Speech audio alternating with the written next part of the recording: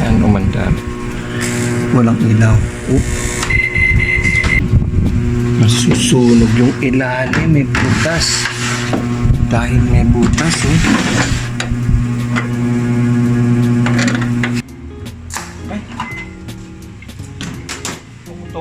Ang susubukan nating i-repair ngayon is dalawang microwave namin na nakatambak na galing sa restaurant na Rojo pa. Ayan. So itong isa testingin natin, plug natin. Okay, tumunog. Daw. Lagyan natin ng tubig. Testingin natin.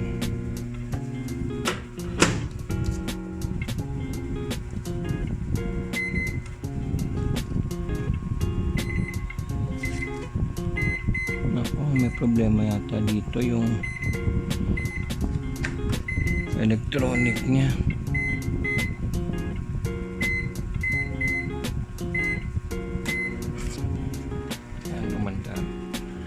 Walang ilaw.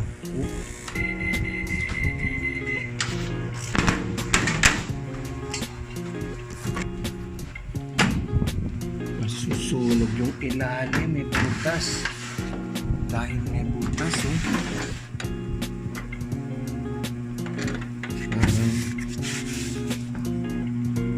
umapoy yung bakal dun sa ilalim. May bakal.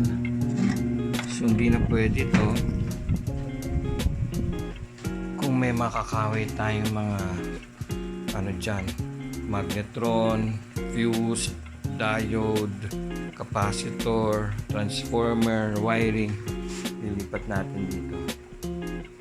Testingin natin yung isa na yan. Okay, so ito yung isang microwave na GE. Ito sira nito yung dito, tsaka yung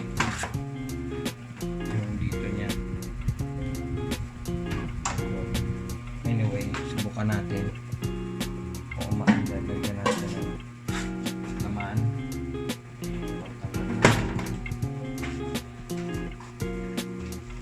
Saksak natin.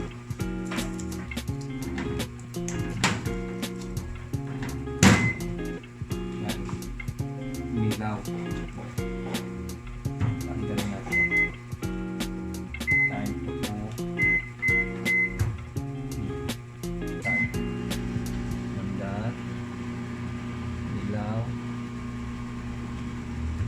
Ay! Pumutok. Yowie, may pumutok. May pumutok. So ito na tanggalan natin yung mga screw sa kabilang side, sa likod. Ito na lang. Buksan natin. Tignan natin kung ba't pumutok.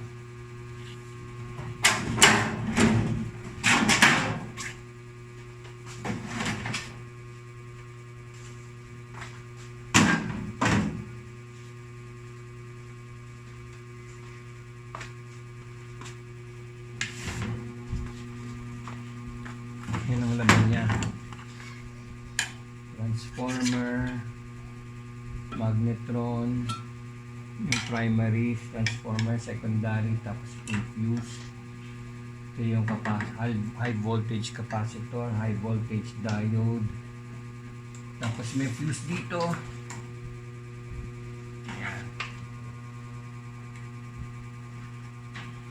Saan nasunog?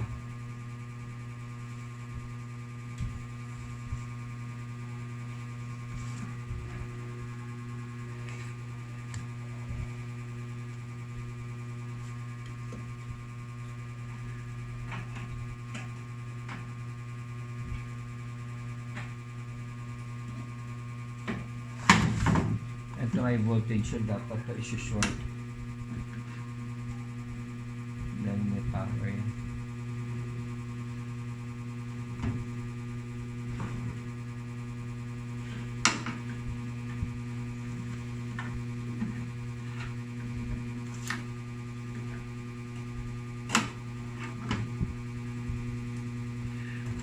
Pipicturean ko muna yung wiring. Wala akong diagram. Oh, pakilaman na natin. Na ano ko na. Picture na video na picturean. Gas. Okay. Doon yan. Tapos ito yung isa galing sa fuse. Okay. Checkin natin yung fuse. Tapos ito yung diode. Okay. Kailangan i-short natin yan. Kasi may ini-store yun na power. And pag-short niya. Ilang seconds.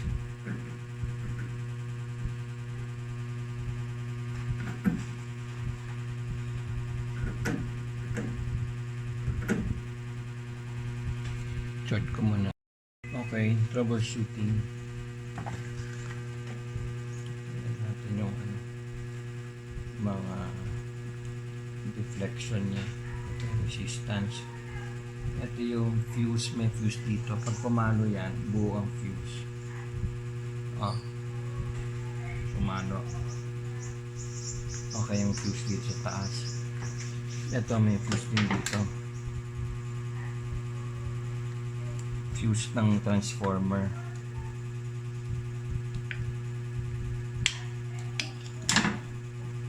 Malaki yung fuse nito.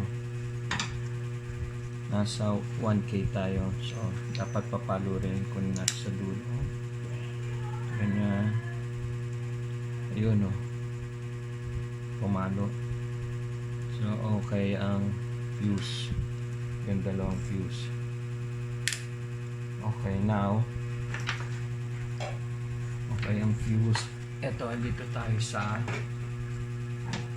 capacitor. Ang capacitor dapat pag sinukat mo yan, papalo, tapos babalik. Ulitin natin. Ayun, bumalik. Kabila. Bumalik. Ang susunod is yung ground. Kung may ground. Okay. Wala. Yung isa. Nako. May ground. Oh. Dapat yan. Walang ano ground, wala kang mapipick up katulad nitong isa, pero yung isang pole niya, oh, grounded. Delikado. Dapat yan, wala, pero buo sana siya. Oh, bumabalik kaya lang yung isang pole niya grounded. Oh, okay. Tapos anong susunod natin? Saan ito?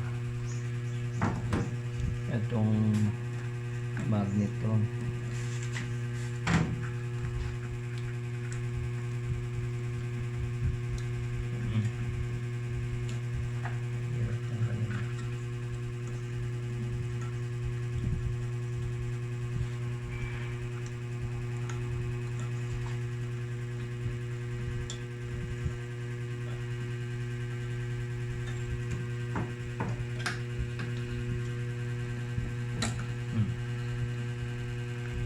Ito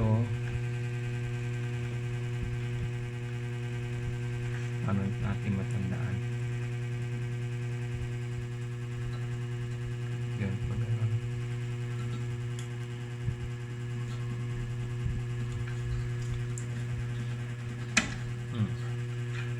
ganyan siya. Okay. Ito dapat ganun din.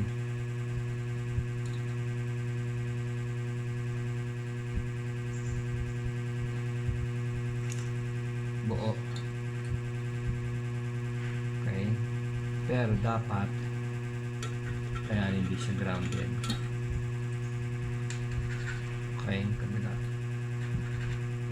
Okay, buo ang magnetron.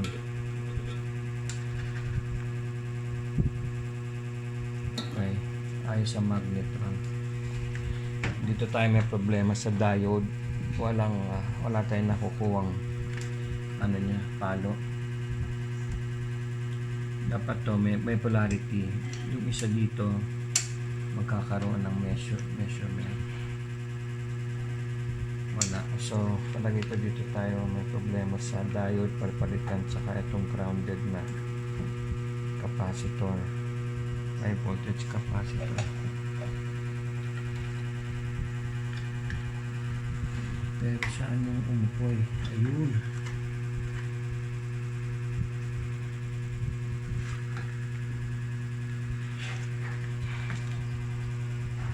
Dapat ba nakadikit siya?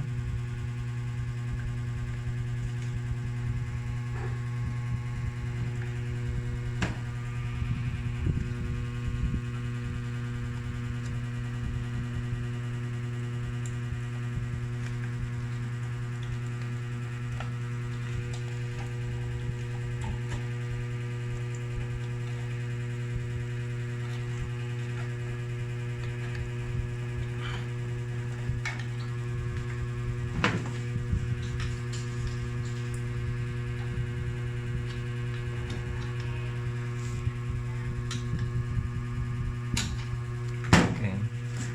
Testing ulit.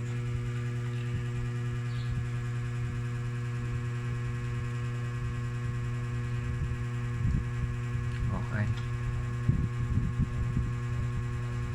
Okay yung transformer. Ngayon, kailangan natin i-check kung grounded. Okay.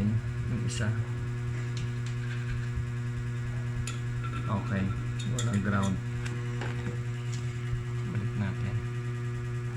Okay ang transformer. Gumagana. May sukat. Tapos hindi siya grounded. Okay, magnetron.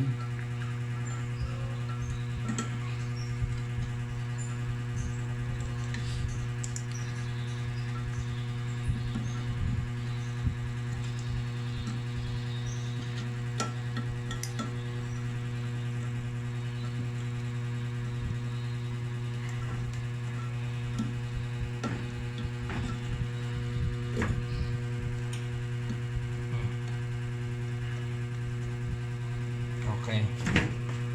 So, okay itong primary ng transformer. Okay itong megatron. Okay itong fuse. Okay itong fuse sa taas. Ang di okay itong dalawa. So, ang gagawin ko, yung isang microwave na umapoy din, nabutas yung ano niya. Ito maganda kasi stainless lahat to.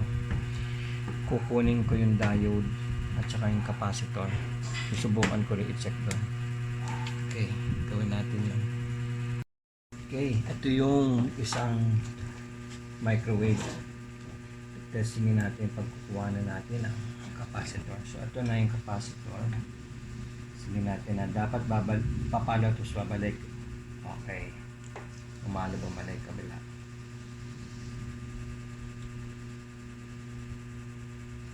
Ulit.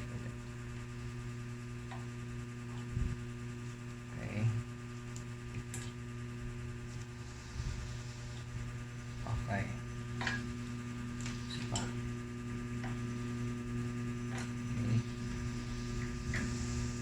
Okay. Pero testingin natin ngayon yung grounding. Oh, walang ground. Oh. Tingnan natin.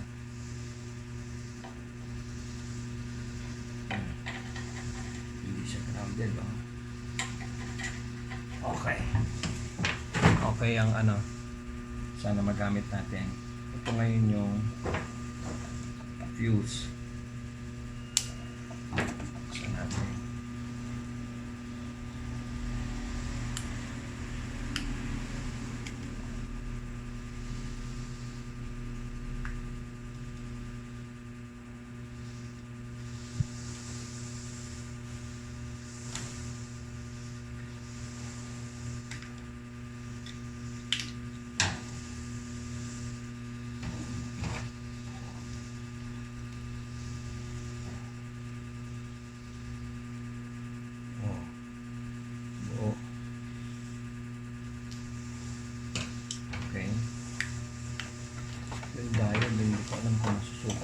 kasi naka-welding yung diode.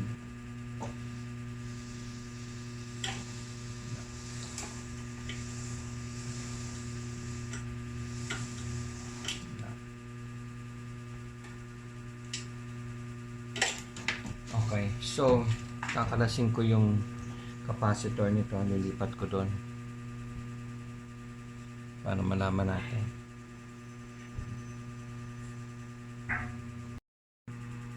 Ito na, nakalasya natin yun dun sa isa. Maayos naman ang ano niya, outer ano niya, appearance. Tapos sinukat ko naman,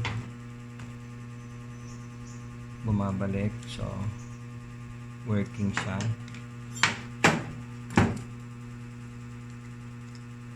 Pag ano lang balik niya, itong isa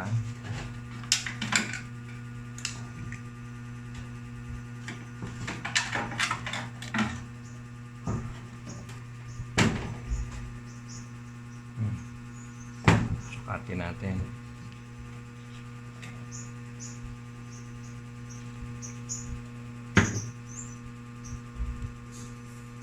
Gumagana siya, kaya lang grounded. Ayan o, grounded o. Grounded o. Oh. Ito. Hindi pa gumagana. Oh. Oh. Walang grounded o. Ito.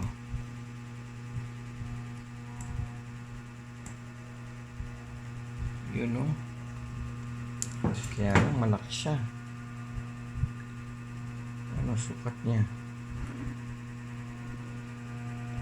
0.85 UF. Ito 0.75. Pwede na yan. Subukan natin. Tapos gagamitin na rin natin itong diode niya. Ito naka ano welding. Ito hindi. Saan na yun? Ito. Subukan natin sukatin.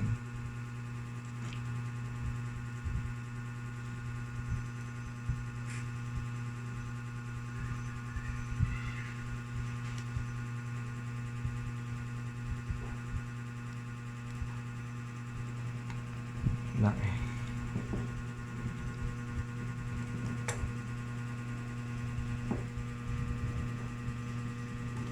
Ito hindi ko rin masukat kasi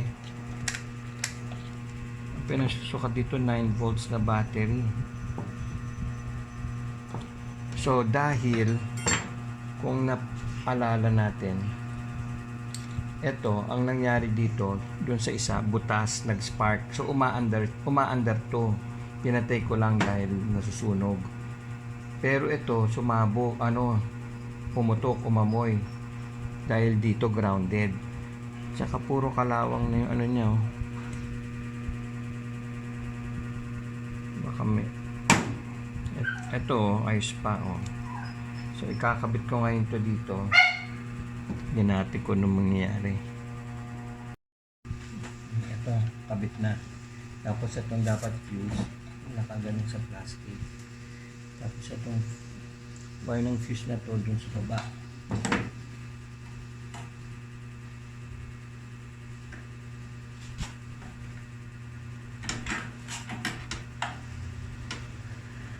Tapos ito kasama ng diode. Base mo yung galing dun sa magnet doon.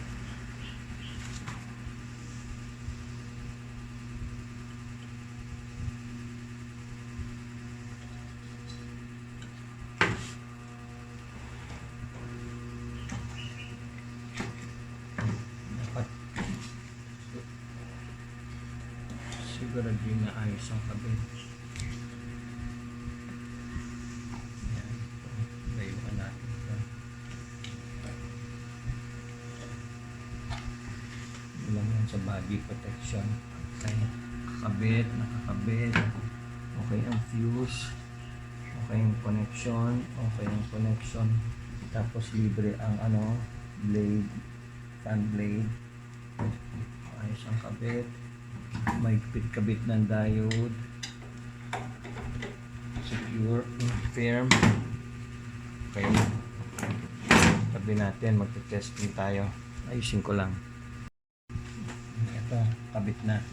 Tapos itong dapat fuse, nakaganon sa plastic. Tapos itong wire ng fuse na to dun sa baba.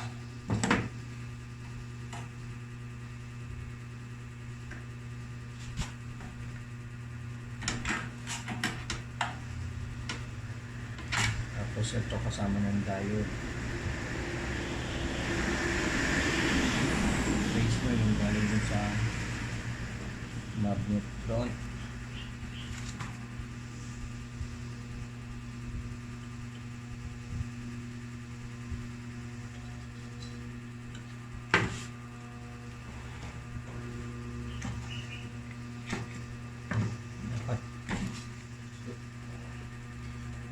Siguro din na ayos ang kabit. Yan. Layuan natin ito. Ilang yan sa body protection. Okay. Nakakabit. Okay ang fuse. Okay yung connection. Okay yung connection. Tapos libre ang blade, fan blade. Ayos ang kabit. May kabit ng diode.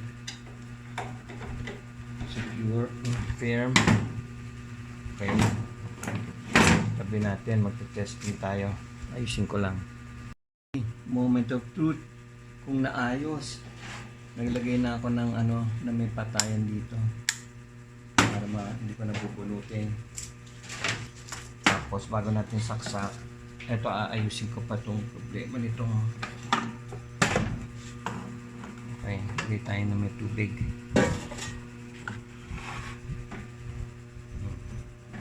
Sara natin. Saksak na natin.